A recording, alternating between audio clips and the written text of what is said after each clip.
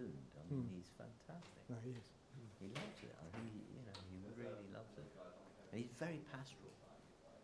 Yes, he's very good with people in trouble. He's great. He's just wonderful with people in trouble. Got a chap at the moment just read a huge email. Yes, absolutely. A chap who's probably got Asperger's. He's really doing badly, student. And we're increasingly seeing this type of individual coming into medicine. There's so many problems. Yeah, it's a real problem. I mean, this started when we had conscripts who sent you as senior registrars from somewhere on the south coast. It was up to them, we would pick the Mitch Blairs people and no more. So, and I remember my interview at Charing Cross very well. Because you said something, you just asked a question which I then subsequently asked registrars, which is, do you think becoming a parent made any difference to your practice? Yes. And that was the question you asked me. Very interesting, yes. It's a fantastic question to ask registrars who just had babies. Certainly made a difference to our lives. Yeah. To be quite certain. Ask Jean. Jean. Just teasing you. I was recording a question. You and I for the SHO post at Charing Cross.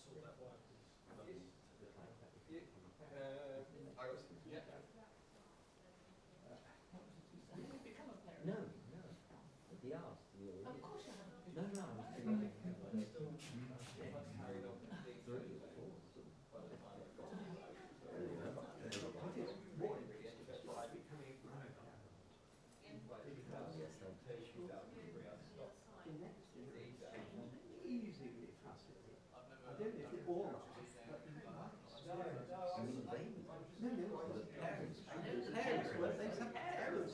No laissez-faire. Well,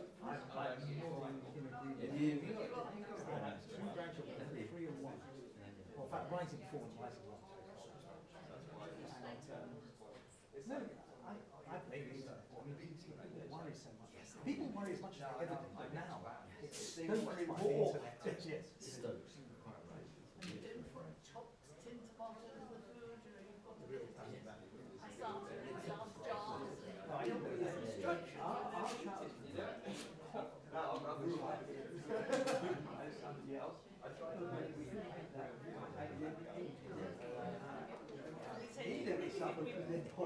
Yeah, you do you?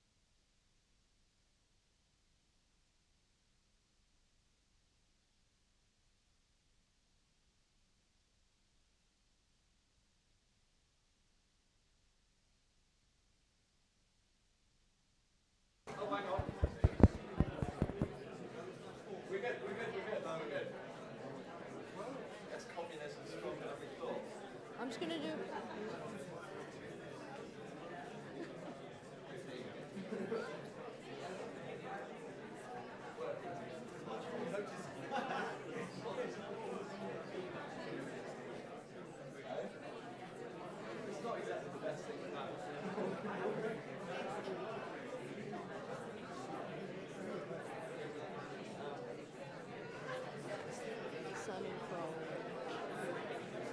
Thank you. Okay, this is working, is it? Right, okay. Hello everyone. Really quick fire exit announcement. So if there's an alarm, please head out through that exit or the exit you came in. I'd like to introduce Professor Simon Kroll, who will chair the lecture. Thank you. Thank you very much. Now, I had instructions. That was not part of my instructions. I'll move a bit. It's marvellous to see so many people here.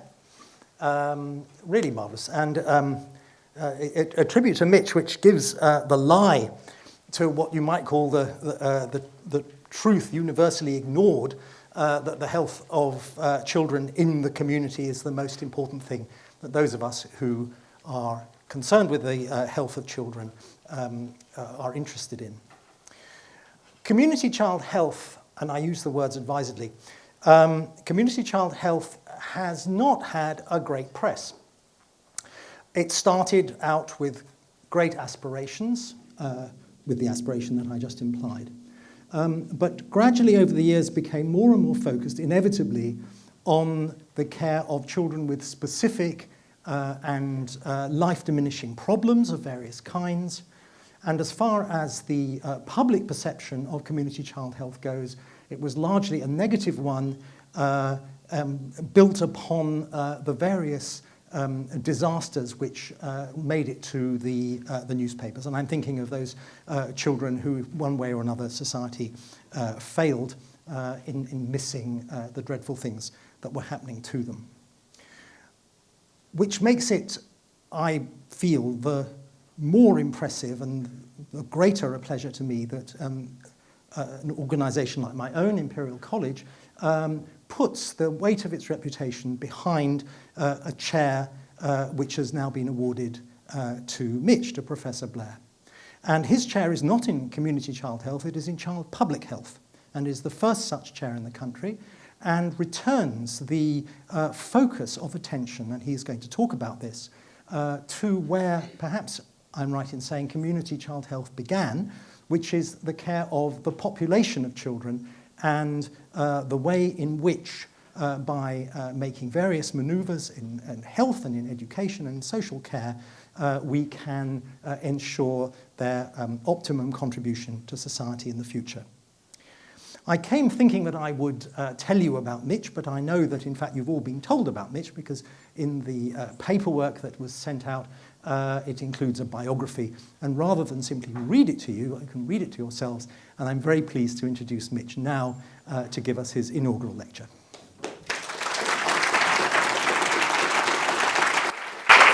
Thank you, Simon. Thank you so much, Simon. Lovely to see so many friends, colleagues, old bosses, new bosses. Really good to see you all, so thank you. You're all very welcome. You've come out on a nice cold March day, and I hope we can brighten you up a little bit. So the title of my lecture is How Are the Kids? Improving Population, Child Health and Development. And one has to ask oneself, how do we know about the kids? And we know about the kids through a number of sources, but certainly one of the common sources of knowledge is the newspapers and the media. And these are some of the stories that have come out in the last few days in this month, looking at different children's problems. So sleep problems were highlighted. Very interestingly, there are more prescriptions now for sleep difficulties in children than there are in adults. So that's interesting.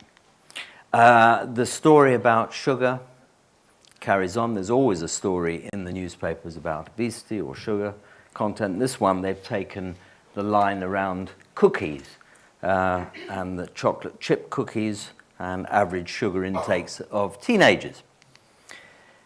Traffic pollution, and that's been in the news a lot in terms of children's health and well-being. And there is a real issue, I think, perhaps understated, around the effects of pollution on children's lung health and well-being. If you take away the population stories, you also get the very specific stories about when something's gone wrong or something's miraculous. So you get that sort of combination. There was a baby born a few days ago who survived surgery at the youngest age ever done. I think this baby was about 23 weeks gestation and was a sort of world record. Or you get the story, and this is particularly pertinent, in fact, to my hospital, and Richard Nicol, who's here today, as one of my colleagues in neonatology, who has been lobbying for some time to improve the screening for Group B streptococcus, and there's a resurgence that is definitely in the public domain and something that he's looking at specifically. So we get that type of story too, and the story about a unit. This was featured in The Guardian last week. But if we look back a few years, you also get stories about the internet and about computers. This is 7 years ago now, talking about addiction. One of the first places now to be set up to look at computer addiction in the UK in 2010. And something I think many of us with young people in the family recognize, the difficulty in telling children to turn off their computers and what sort of rage they get into. So now, for David Ellerman, and this is for David very specifically, because I know David enjoys the historical, and I look back at what it was like 100 years ago, and there's a lovely advert, and David doesn't remember this, but he collects, I think, historical tidbits, and this was a lovely one about children who are fretful and feverish who need to have a laxative. So this was an advert for a laxative, front page of the Daily Mirror in March 1917, 100 years ago. But there's also something a little more serious in March 1917. And you won't be able to read this very easily, but the middle paragraph talks about the importance of concentrating. This is talking about the way in which healthcare policy is developed in a country. A ministry should form a greater department which would concentrate in itself all the functions relating to the care of children before and after birth that are now distributed over 5 departments. Sound familiar? 100 years ago. A call to better cooperation and coordination at the top. So you have one source, which are newspapers, the media, but if we look at some of the more interesting epidemiology, we could say that children have succeeded, we have succeeded in some degree in improving children's health over the years. This is from a report published in the last few weeks from the Royal College of Paediatrics and Child Health, which is looking at the state of child health in the UK. And if you'd like to get a very good summary of what the state, how the kids are now in the UK, this is an excellent report with some very good recommendations. And what you'll see here is what we see in many countries. The infant mortality rates have reduced considerably. These are for the 4 countries in the UK. And you can see that infant mortality, that is the death in the first 12 months of life, has reduced from 20 per thousand to about 4 per thousand over a 35-year period, which is a good news story. Also, to some degree, we've lost some of the ill effect that occurred with Andrew Wakefield and the MMR scandal, and that some of that has now been repaired in the last few years, and we have to keep our eye on that 90% coverage, if not higher, to ensure. But we can't be complacent. And one of the things I have learnt through the more recent European work is that we are lagging behind some of our European neighbours, and we are now currently somewhere in the bottom third of the division as far as healthcare of children at that very young age. So although we've had successes, we also have a lot more to do.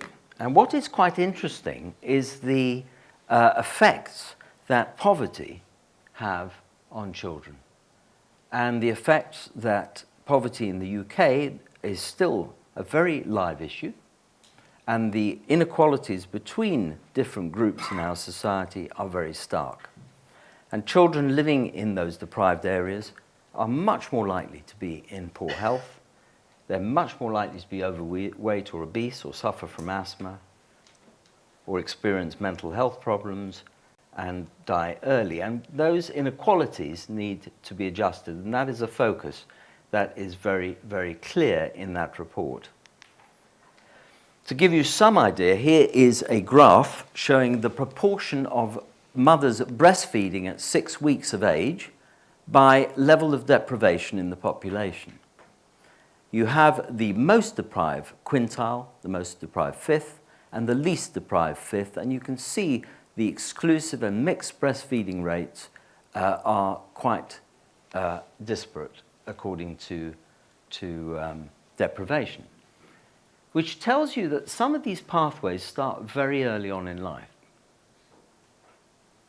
And this is one of the things that has actually driven me in my career and got me very interested in how we promote and protect children's lives from a very, very young age, because those trajectories are very, very clearly set at a very early age, as I'm going to demonstrate. So one might say it is easier to build strong children than repair broken men. And I think that has been a philosophy that I would aspire to too.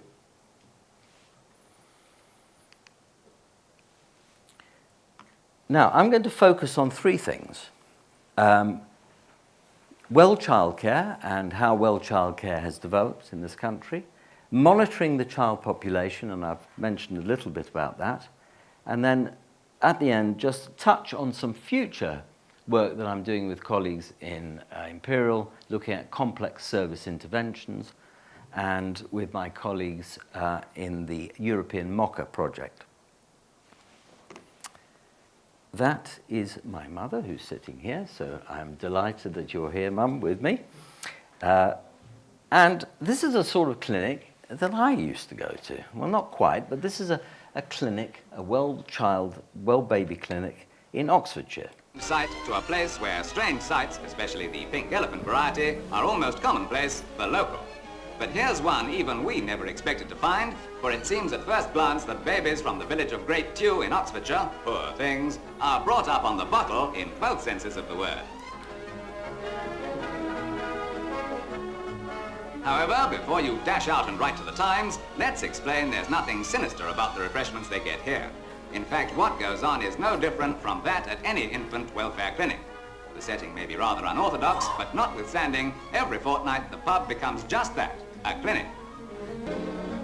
This must be the only pub in the country where they measure half pints in pounds and ounces. And this half pint's not too keen on the idea.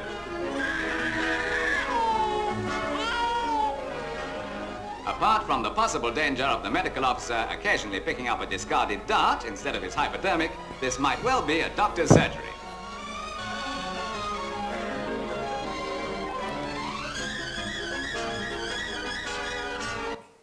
So that was a bit of fun. So in the 50s, pubs were being used as clinics, and it was actually a very big news story when a clinic actually opened in an area. So much so that it was front page of one of the Leeds newspapers in 1949 when they opened a new welfare clinic. But there's all sorts of practices that were occurring, and this is a strange placeholder, but it goes on to show you. 4-month-old Yolenka was a little lady being given a good start for the future by Professor Yaroslav Koch at the Institute for Mothers and Babies. The exercises come under the heading of early motion stimulation, designed to set up baby for a healthy life ahead. In the tender care of the professor, the little miss seemed to be enjoying herself. The exercises last for an hour every day. Baby gets the minimum of health. Self-reliance begins at this Tots gymnasium. Another pupil is 5-month-old Miroslav, a young lad who's already keen to show off his muscles.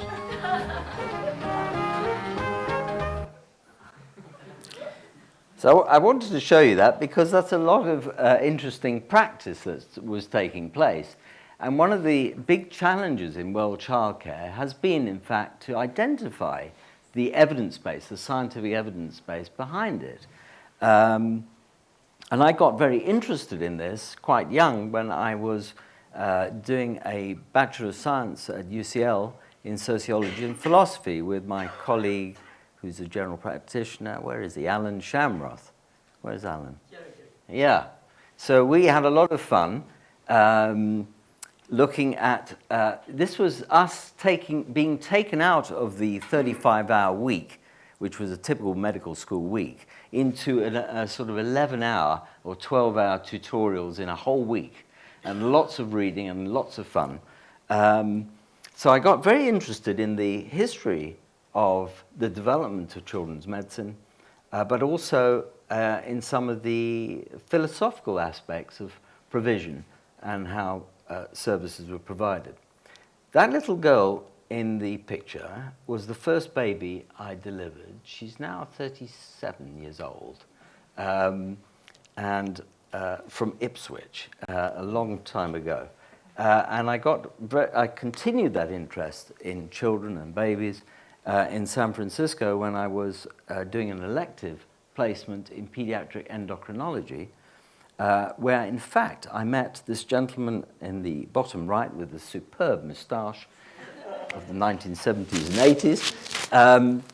And that gentleman was one of the first people I met who was an adolescent specialist. So Dougal, where are you, Dougal?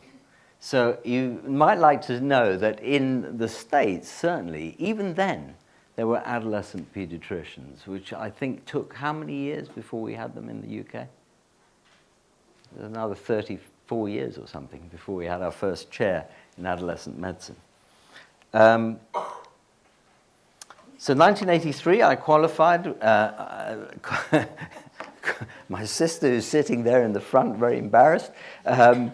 I started my pediatric training and went to Charing Cross Hospital, where I met with Ewan Ross and Ilya Kovar, and was introduced to a 2-year rotation, which was quite unusual at the time, which took me in from the hospital into very, very intensive neonatology, out into the community, into clinics, in well baby clinics, in school health, in special schools, in Child Development Center. And that was very innovative at the time.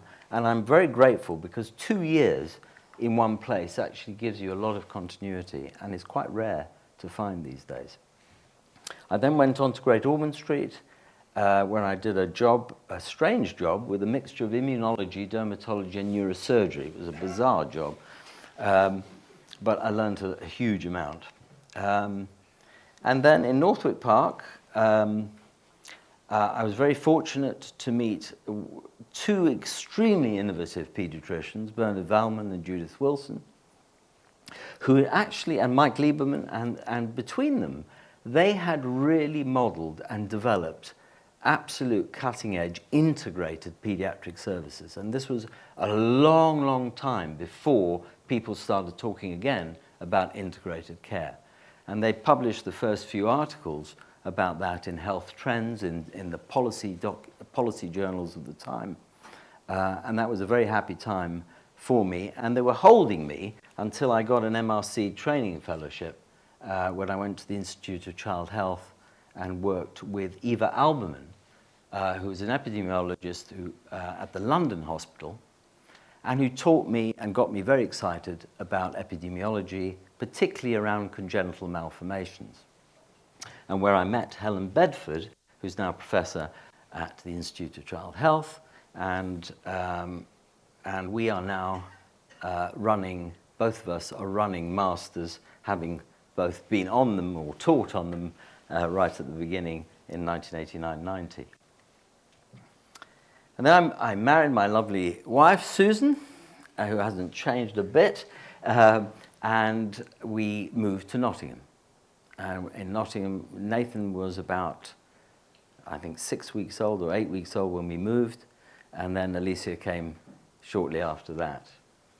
And in Nottingham, I was delighted. I went to Nottingham very specifically because there were two places in the country that were absolutely top-notch for community paediatric training.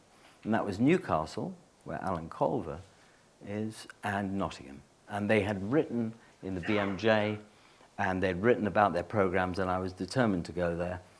And Leon Polnay acted as a superb mentor to me, and later a consultant colleague when I was appointed a senior lecturer from 1990 to 1998.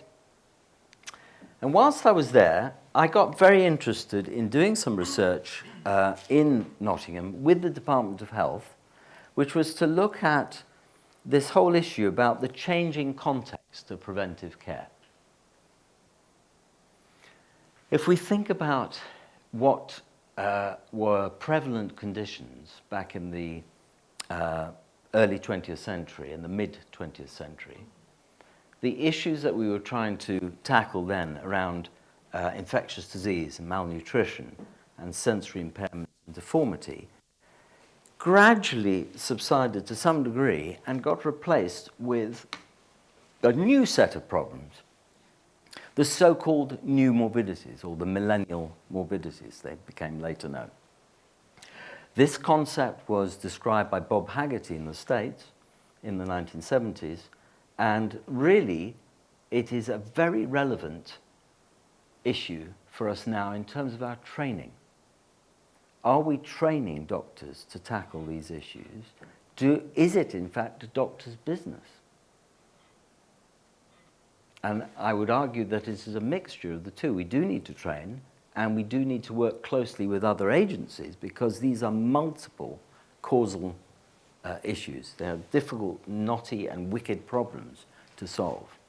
But the World Childcare, or Preventive Childcare Programme, needed to be examined in detail. And the three research questions that we asked ourselves in Nottingham were, what was the quality of the programme itself at the time? Did it help to detect the key conditions it was aiming to seek out? And what did parents think about it?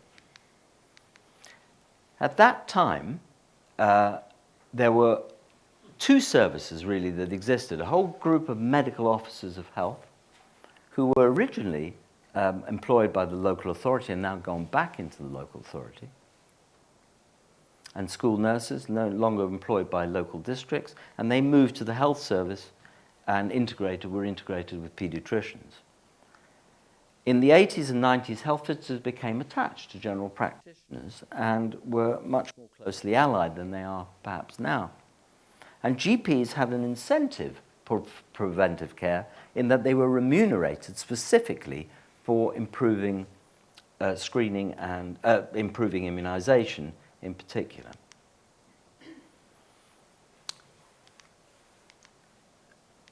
Health visitors and medical officers at the time were very geographically based, so they got to know a community very well.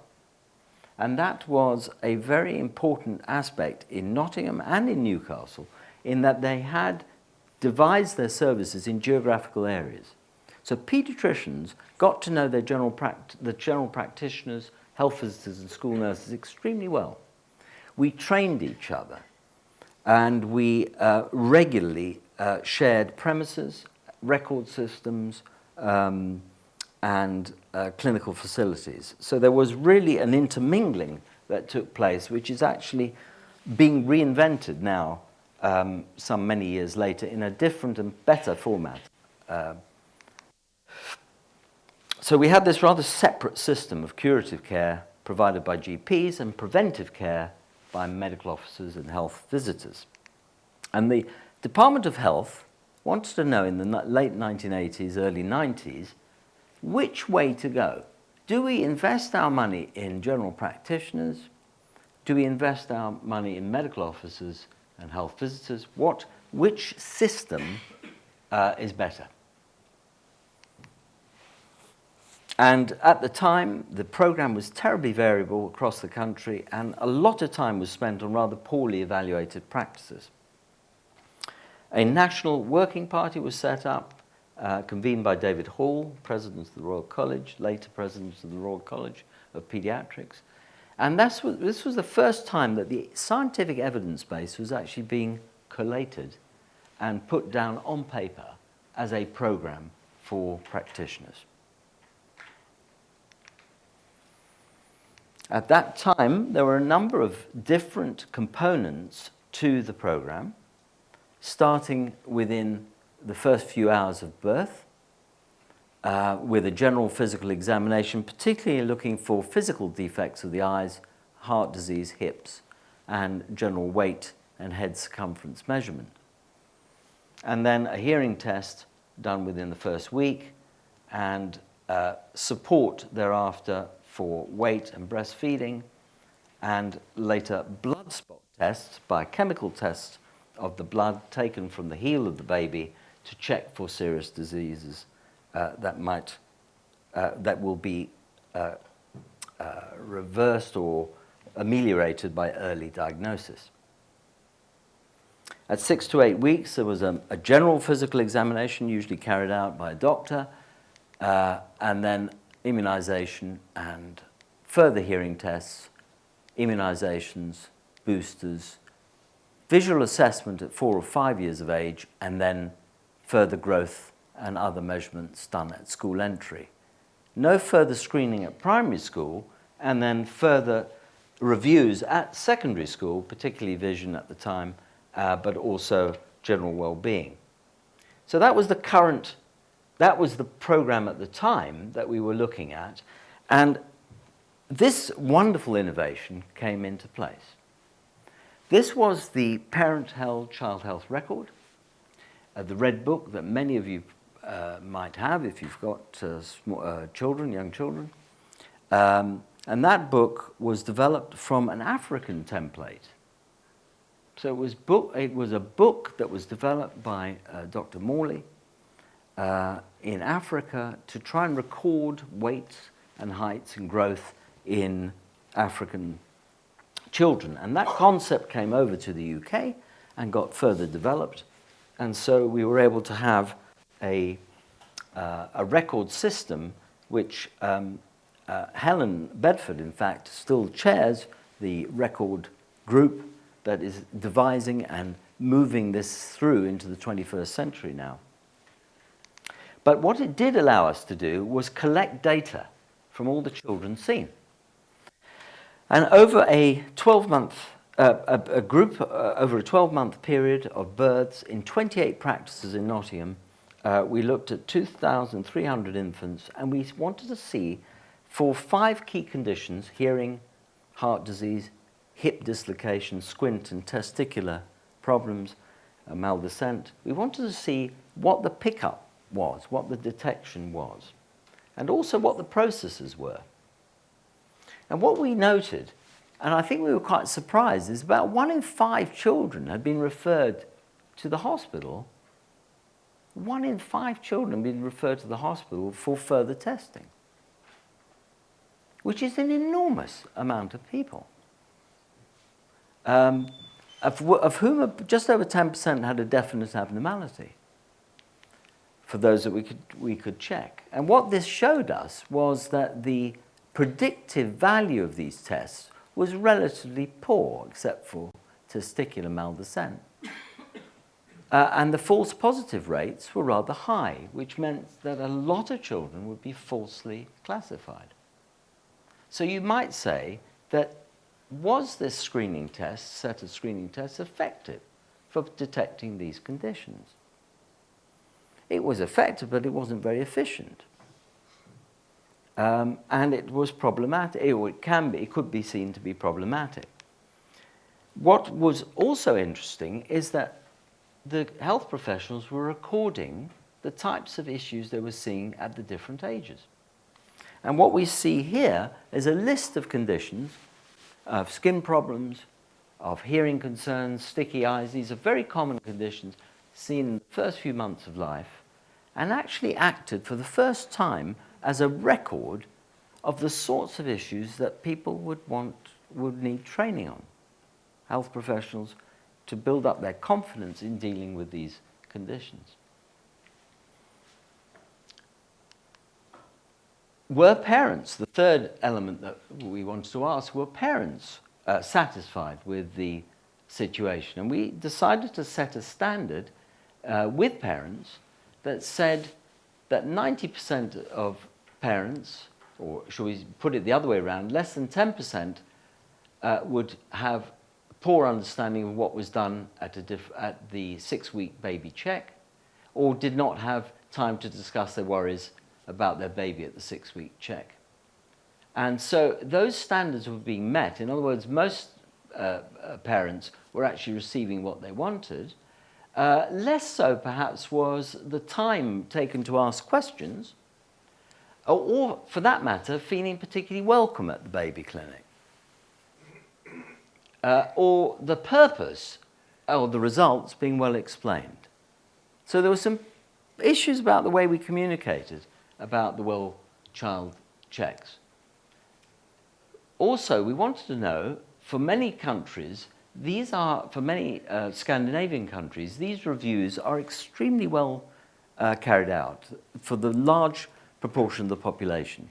But in the UK, we didn't really know what the proportion of children who actually had these checks was until we started collating this data. You see a slight drop-off in time for between 4 weeks and 10 months. And what we then looked at was nationally in Scotland, we wanted to look at that coverage by deprivation. And what we noticed is that actually there's no difference between the least deprived and the most deprived children in terms of getting their checks done in a timely fashion until you get to the higher ages. And as you get older, there is a steeper curve and a bigger difference. So what does that tell us?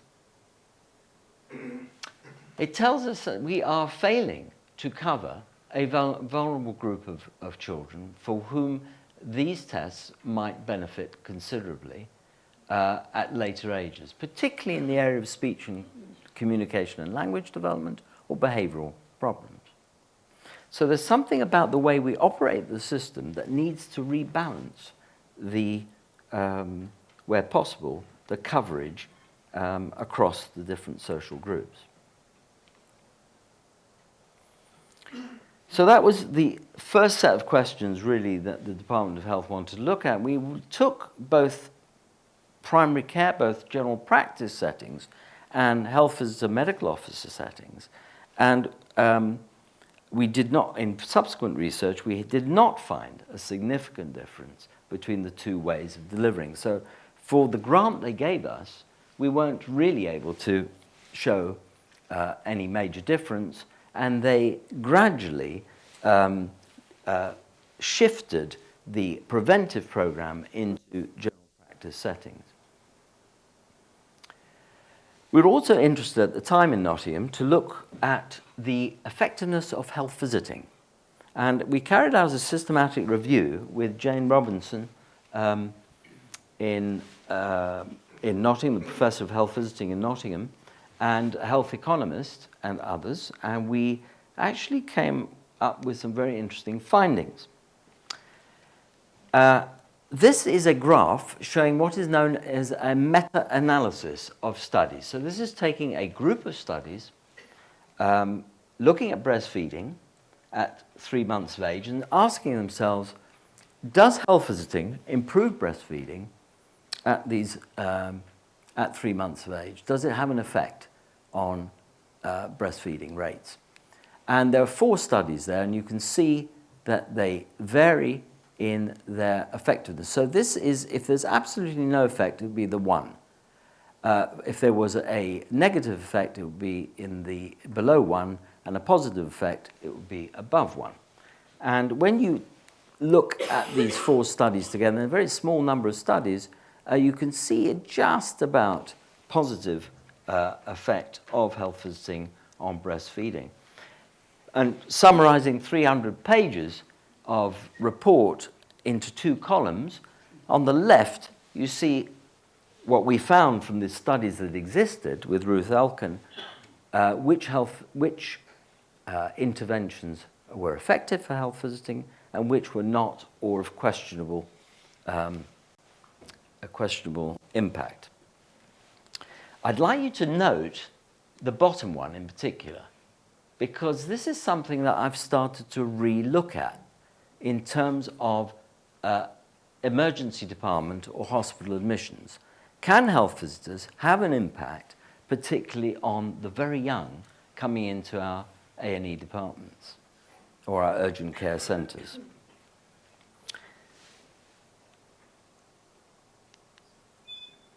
A few years later, a very important set of studies came together in an excellent review article in JAMA, the Journal of the American Medical Association, which actually started to look at the neuroscience, the neuroscientific basis of child development, looking at the roots of health disparities and suggesting a new framework for health promotion and disease prevention.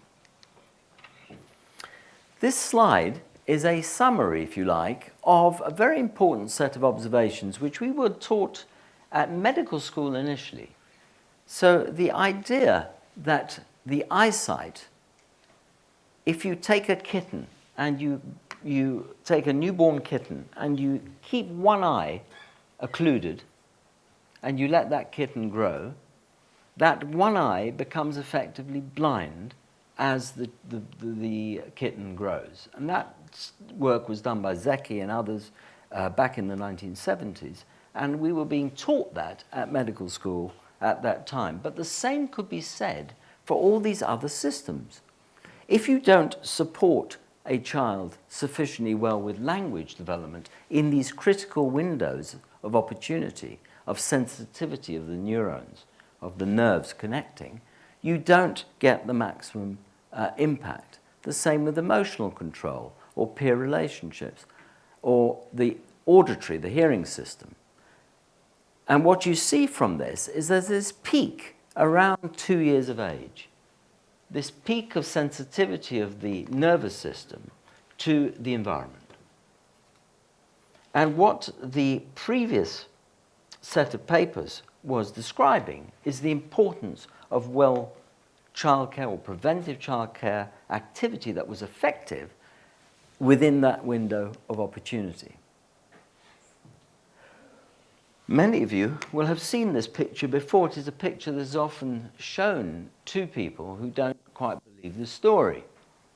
That is, if you take twins who have the same genetic material, but you put them in two different environments, one which is extremely abusive and neglectful, and the other isn't, it really affects the brain literally within the first 3 years of life. And these are two scans, MRI scans, showing brain growth of those twins. And Michael Marmot, Sir Michael Marmot, in his report on trying to address health inequalities, has reiterated the importance of the early years, and again perhaps in adolescence where there's this other critical window of neural development, two critical windows which we need to be very, very much aware of, which impact on us in terms of the accumulation of positive and negative effects on health and well-being. He, in fact, in 2010 went as far as to say, if there are 6 things that really would make a difference to reduce health inequalities in our population. And he starts with 2 of those, which are children and young people related. Give every child the best start in life and enable all children and young people and adults to maximize their capabilities and have control over their lives.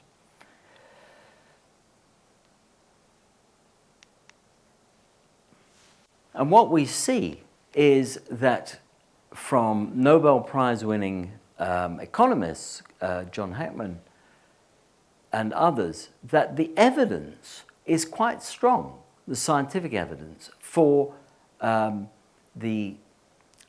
investment in the preschool years. But in truth, typically investment increases as you get older. So the optimal investment levels for return, the $1 that you put in, or the £1 you put in the early years, will return at least 7 pounds, or up to £10 in return if you look at that early investment and you put in place interventions in those early years. I worked for 8 years in a school for children with emotional and behavioural disability. This was a school for less than 30 people, 30 children from the whole county of Nottinghamshire, Westbury School. That school had, of those 30 children, there were 25 teachers. Those children could not be contained in mainstream schools. Those children's behaviour and their emotional well-being was very severely damaged. They were the typical children and young people who graduated to places like Glenparva and other youth offending institutes. And when you do the costings and you look at the per child costs for these young people, and a very wonderful Australian registrar called Honey Heusler and myself, we looked at these children's records and we looked back to see what was happening in the first 2 or 3 years of life. And we found the most extraordinary adverse events occurring. And this was back in, this is quite a long time ago now, it was back in the early 1990s. And at that time, the neuroscience had only just started to come together. So I felt that with that type of spend, and if you look at what we're spending on preventive care, it's relatively small compared to what the per child spend is in the criminal justice system. And I felt when I moved to London, moved back to London in 1998, that I wanted to dedicate more time to look at how we can improve those early years trajectories. Those children in that school often were coming from very poor backgrounds, often did not get health services. 100% of them did not attend at least 3 appointments at hospital. Family discord was quite common, but some of the protective factors that might support a better trajectory are shown below here and have been shown quite clearly to make a difference. Reading to your baby. You can start reading to your baby extremely young, and it does have an important effect in that very sensitive neurological window. There's a paediatrician called Zuckerman. It is the borough, and interestingly enough, its infant mortality is about 17 per 1,000. The best infant mortality in our borough is 2 per 1,000. And he really was taken by this, and he wondered why this 11-year-old boy had died. And he'd been working in the factories. And this was the start of this gentleman's political career. He was a boy, but he went into Parliament and he passed the Factories Act, which stopped young children from coming into. So we move on. In 1998, in my new role, by then David Ellerman and David Hall had reviewed the evidence yet again and were starting to set new parameters to the programs of care. By then I was also interested in looking at the slightly older child, looking at the children at school entry. And what we had noted was there was no real good tool to actually at children at age 5. So if you take the whole population at age 5, could we develop for assessing the child population at that age? And with Sarah Edmonds and very good colleagues at the Royal College of Paediatrics in their research division, we did develop and test a system called CHASE, Child Health Assessment at School Entry, and we had a number of evidence-based tools, and I ask you to look particularly in this red block here. And this is a school we had 2 boroughs that we tested this out in, and what we were able to see in a very standardized and objective way was the proportion of children with chronic long-standing illness or disability in the schools, the immunization uptake obviously, but also things like child well-being and quality of life around physical functioning, around children's environment, and we were quite shocked, I think, in this borough to find that 8% of the kids in that particular test, in that pilot, 8% of them had been in temporary accommodation in the last 2 years. That's at school entry at 5. They've been in bed and breakfast, they've been in temporary hostels, etc.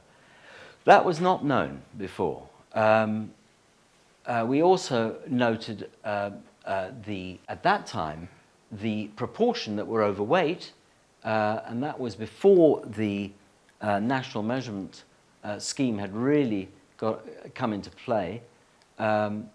And we also noticed that dental health was particularly poor, about 23% at school entry.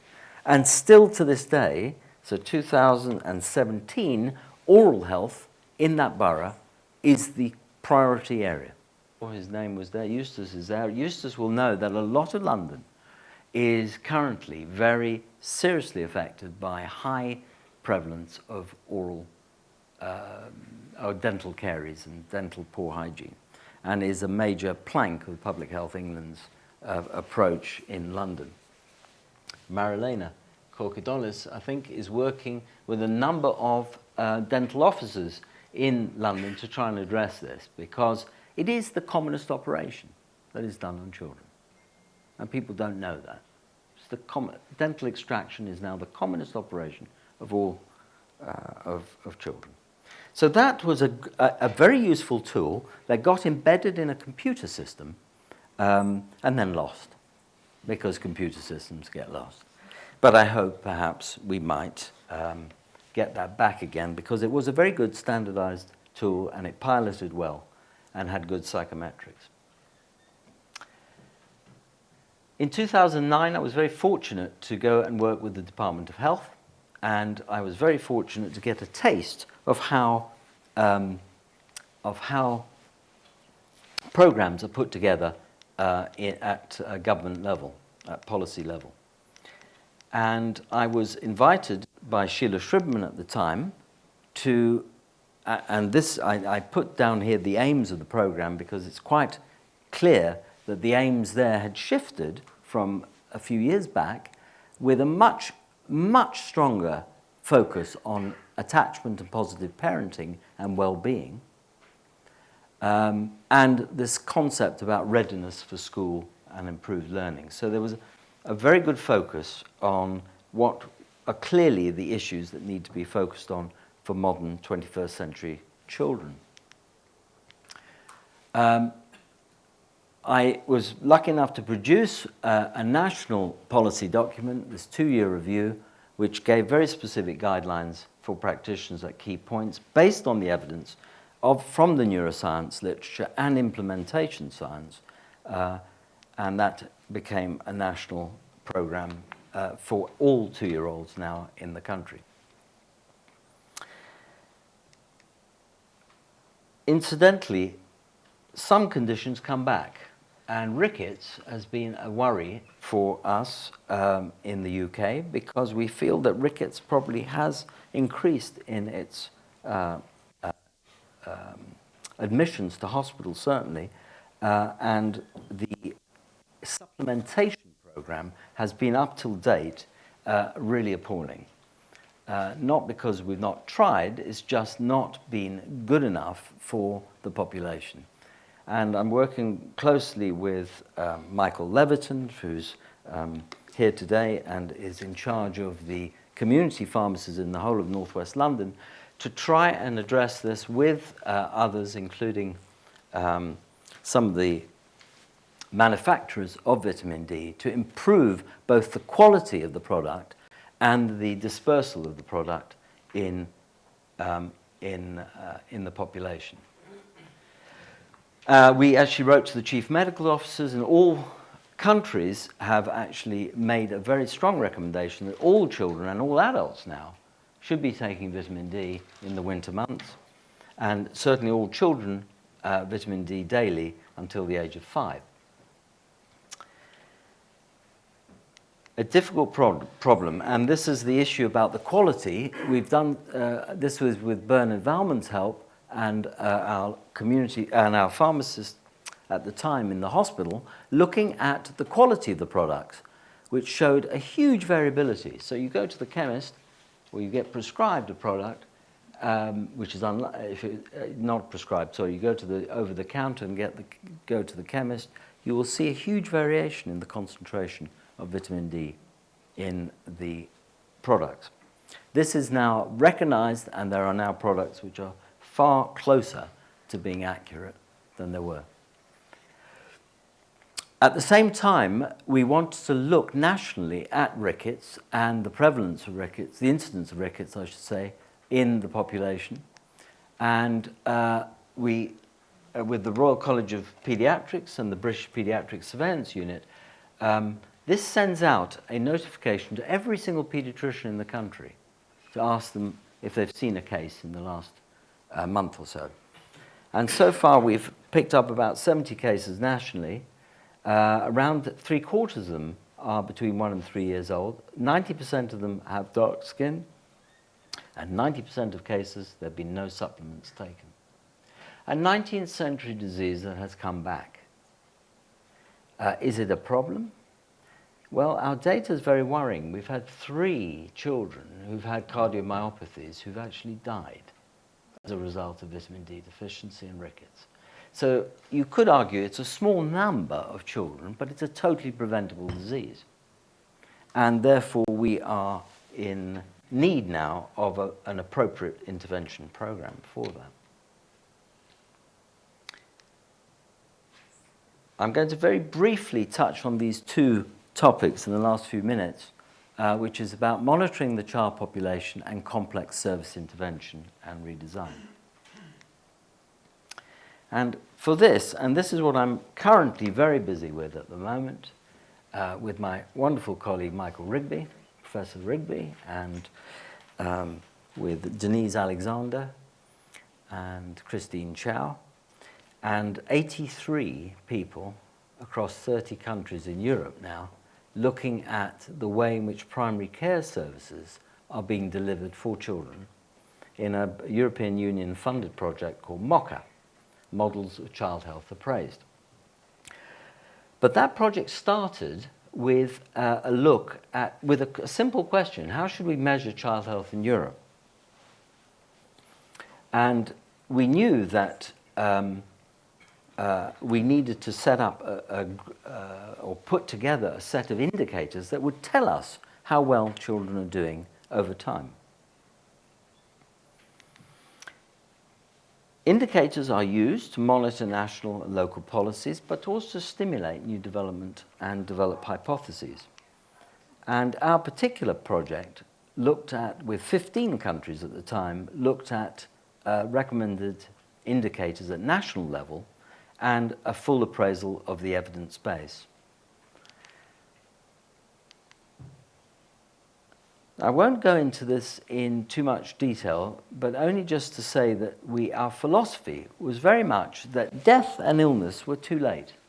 And to measure death and illness doesn't really tell you about the health of the child population. It's important, but it's too late. We need to look at the determinants of children's health and what could be prevented, what diseases can be prevented, which is far more important.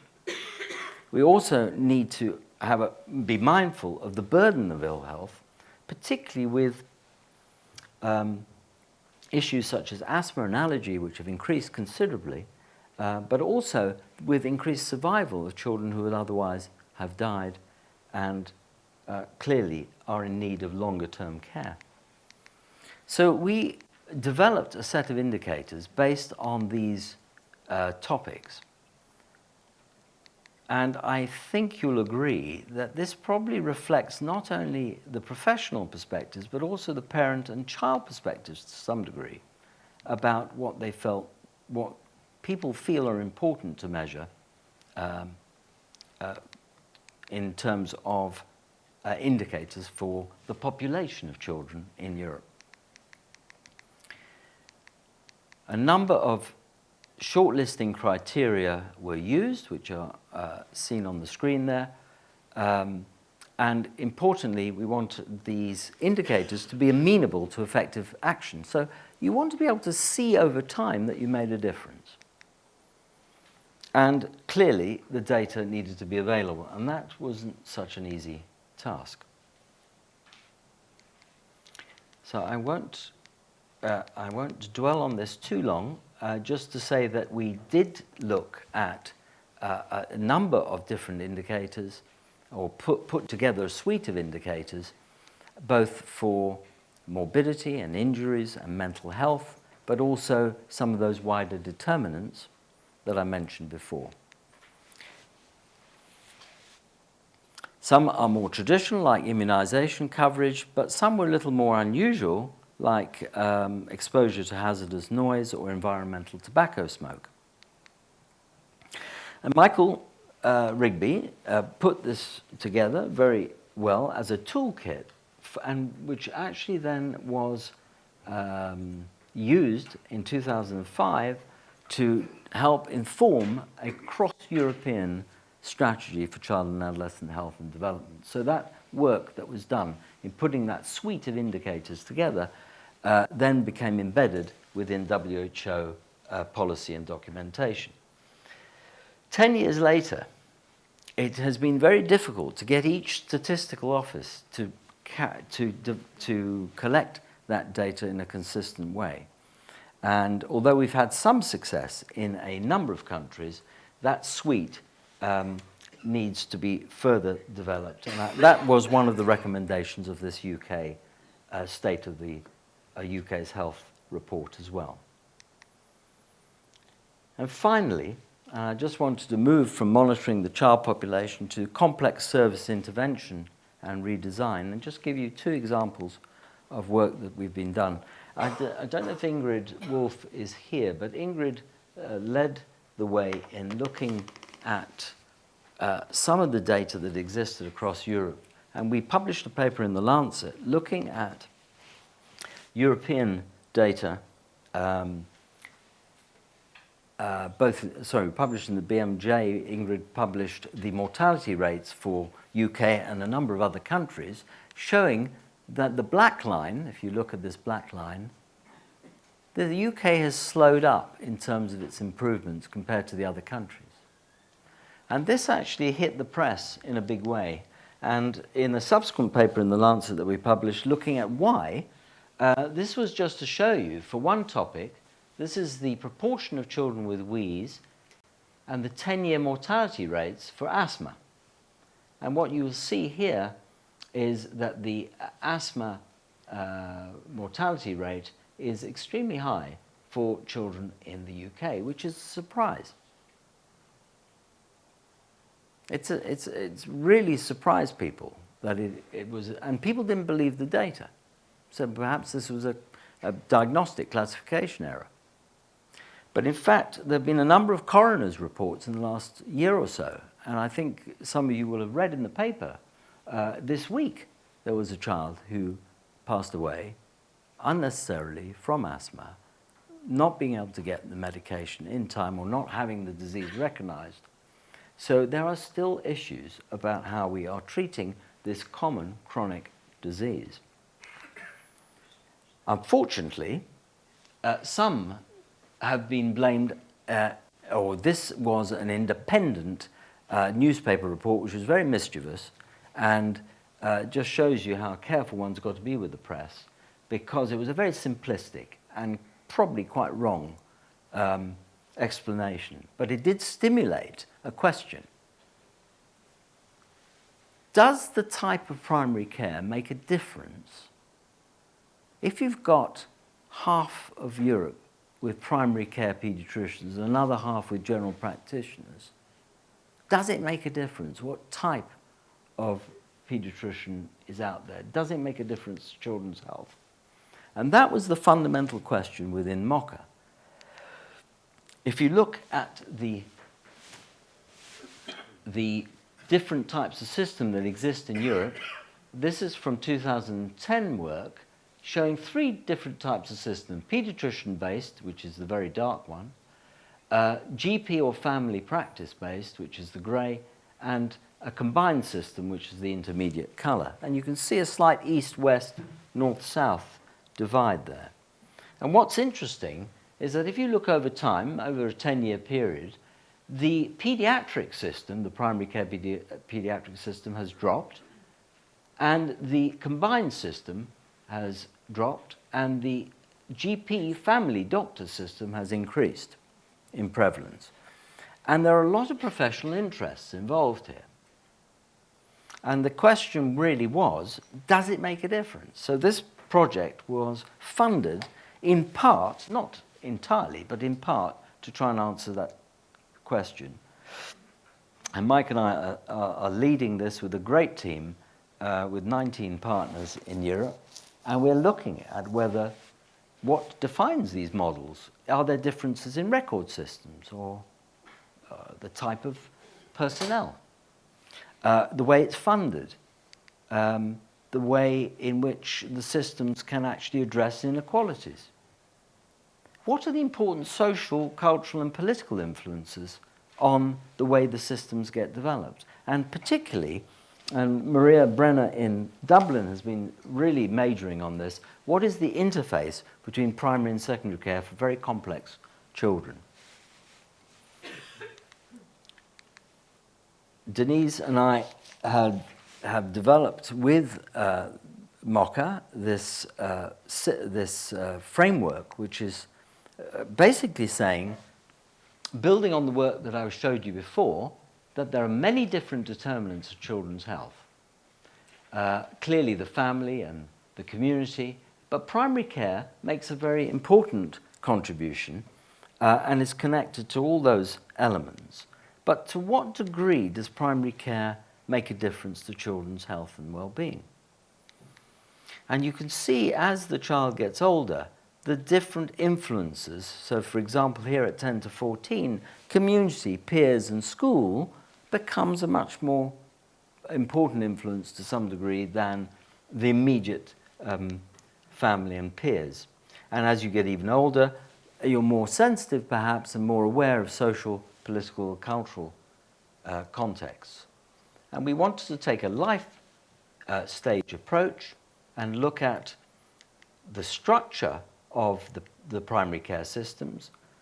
How well do they recognize problems, treat disease, empower and advocate for children, and is the system affordable, appropriate, continuous? Is it coordinated? And most importantly, are the right outcomes being achieved? You could argue that the bottom part is really to do with a system-centered view, and the top part with the child and youth carer-centered view. And we use a number of tracer conditions to try and test the systems out looking at this. So for Europe, the different systems in colour here, the paediatric in green, it's changed now, this is the most up-to-date, general practice in yellow, it has changed, and we asked ourselves which system has a better diagnostic ability. And we took autism as a particular condition along with others. Oops. And if you see the red here, this is the months, the age at onset of diagnosis for pediatric systems and general practitioner systems. And there's a significant difference between these two, but only for that particular disorder. Not for ADHD, not for Asperger's or autistic spectrum disorder, but for the more severe end of autism. And that begs some questions. Why would GP systems be better at diagnosing autism or have it at an earlier age? Is that because of the family context in general practice? Or is it some other factor? We don't know. If we look at immunization coverage, is it better? Which system is better? And this was showing really that the family practice and the mixed countries had an improved coverage compared to the pediatric primary care countries. I mean, that's 48 studies. but no difference for asthma care, for instance, chronic disease care. So these are rather simplistic ideas. It really is a model based on a lead clinician. But there are many other factors that are likely to be involved. So the next steps for the project is actually reanalyzing or analyzing some of these responses from our country agents. There are 30 countries involved to look at whether there are other elements that need to be taken into consideration. And finally, literally right at the end, I just wanted to say something, a little bit about the UK and child public health in relation to health services. This is quite an interesting London Health Commission report showing you the spend, the size and spend on different individuals in London for children. And what you see here is that the population size is greatest for mostly healthy children. There are 5 groups, 5 segments, if you like, of the population here.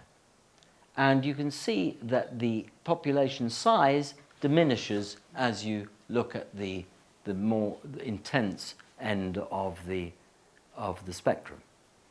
But what you see is the spend per person is relatively low for the mostly healthy children. Well, I shouldn't say relatively low. It is relatively low compared to mostly healthy young people, adolescents, with these higher spends per capita for the more intensely ill. But if you take the population size, this is a very big spend, 2.10 billion for that population, for mostly healthy children who are seeking help for acute illness. And here is a graph showing in our hospital the attendances of males and females coming into the hospital for all ages. And other than the over 80s, there are 2 peaks that you see in young people. It is the under 5s and the late adolescents, young adults. And this is a very striking picture, particularly if you look at the under 1s. That's just a 1-year age group. So these are very large attendances in the ED, which perhaps if you were reading the newspapers, you wouldn't appreciate necessarily that that's such a large group. And Michelle Hayes and other colleagues and medical students involved with this work were looking to see why the children under 1 were coming into hospital. And a vast proportion of them, about 1/5, even when we looked at the records in detail, about 1 in 10, there was no medical reason known. So 6,500 babies under 1 were coming into the emergency department. And 10% of those, there was no medical reason. What does that tell you? It tells you that parents are not able to cope or don't feel able to find help elsewhere. And so I've turned some of my attention, in terms of well baby care, I have turned some of my attention to trying to answer these questions.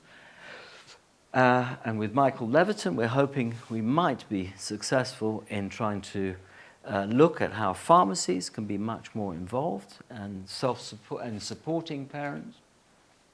We're looking with Amanda Watson and Bob Klaber at how the primary care system can improve that interaction and reduce some of the unnecessary attendance. We're working with Ian McConaughey, who couldn't be here tonight, to look at how NHS 111 telephone services work. And with our local urgent care team, we have a wonderful MD who's working on, Ben Holder, who's working on how can we influence parents who are coming in through educational methods and others, text alerts and audio alerts to improve the experience that they have in the ED department.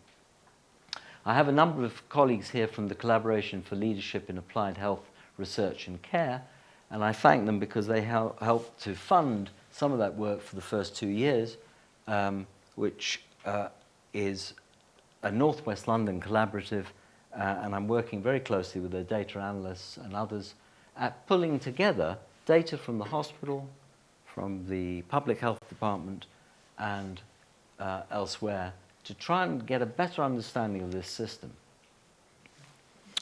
And I just want to finally give some acknowledgements.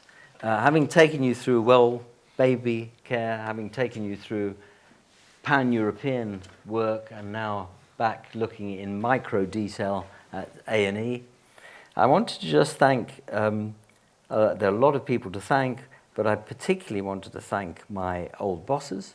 I particularly wanted to thank my trainees and my medical students who've been a fantastic support. I particularly want to thank my children, Nathan and Alicia, who've had to put up with their dad traveling all over the place, but they've done us proud.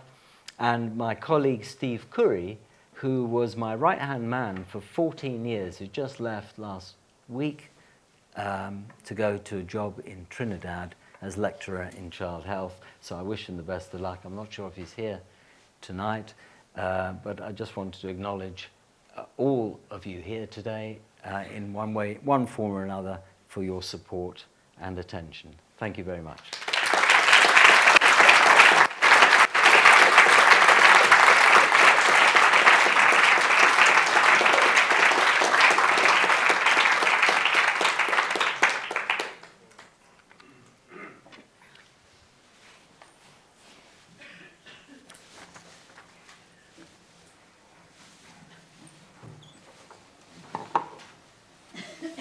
Well, Mitch, I'm here on behalf of everybody else here to offer us, firstly, very many thanks for a most wonderful lecture and an important lecture. And I see it's been recorded and videoed and everything else. And I hope that many people will have a chance to learn from it, because you've put together some of the factors behind some of our great problems today in our nation. They're not just problems of national finance, which is always with us.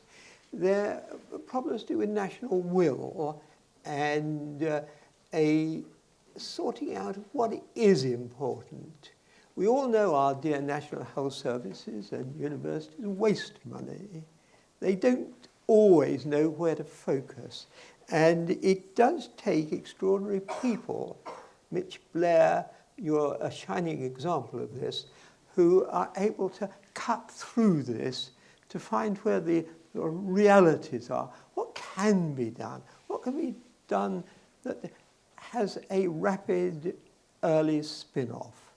A university professor is an aspiration of many parents, and congratulations, Blair parents, who I first met also about 34 years ago.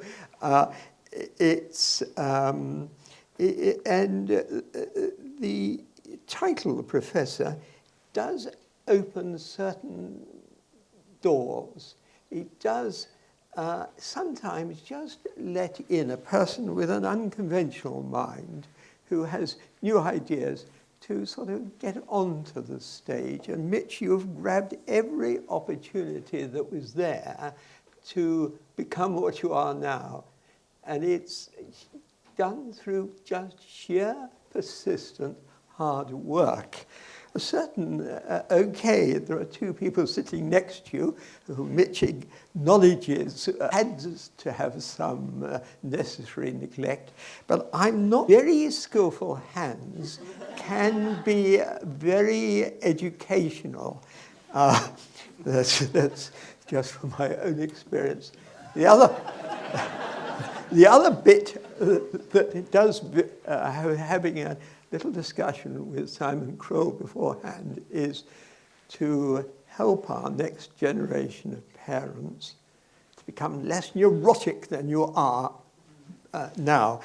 It's very difficult to sort all this stuff out, particularly from the newspapers, which delight in telling you today's anxiety, scandal, ignorance, neglect.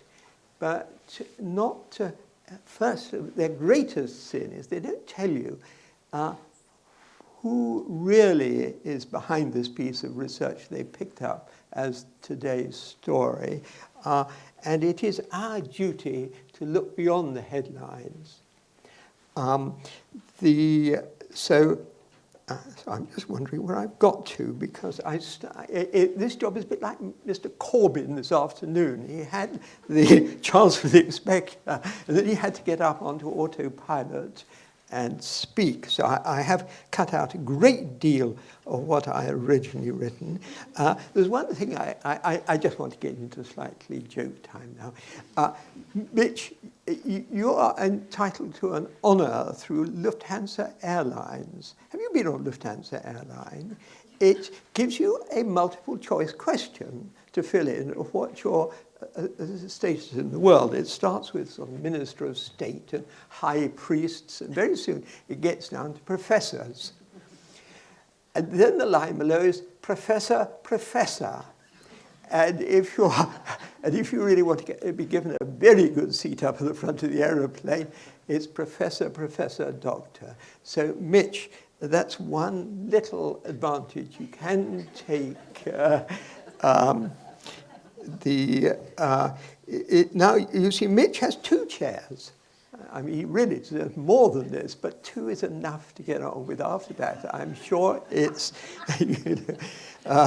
So you are professor at the University of West London, which you've been for a long time, actually, and now Imperial have had the very good sense to make you among their elect.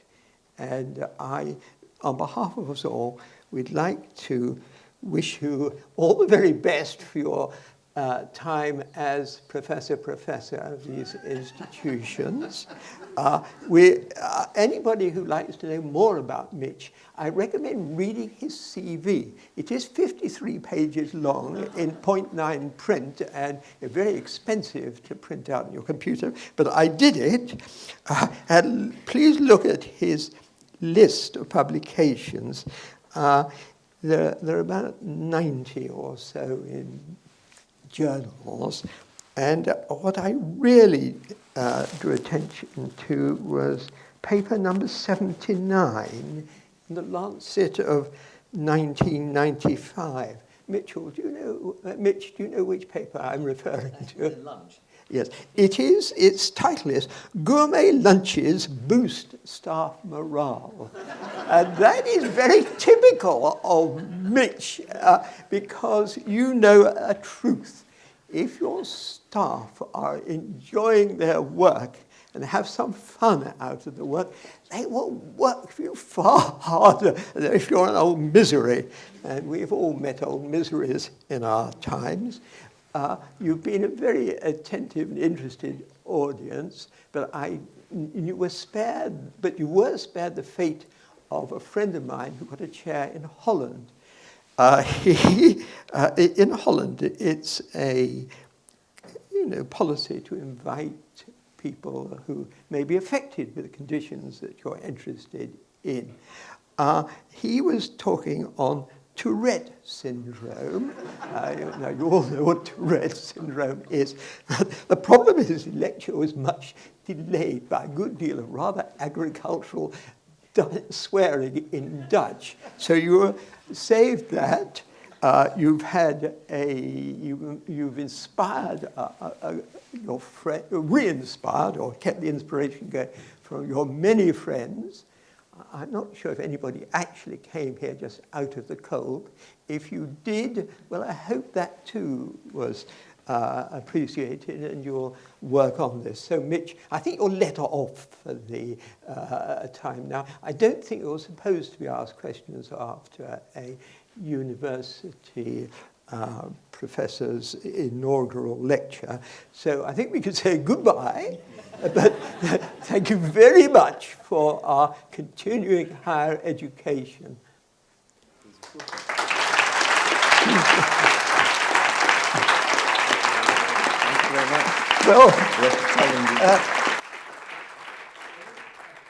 Buffet and drinks. I have to thank Penny. I don't know if Penny's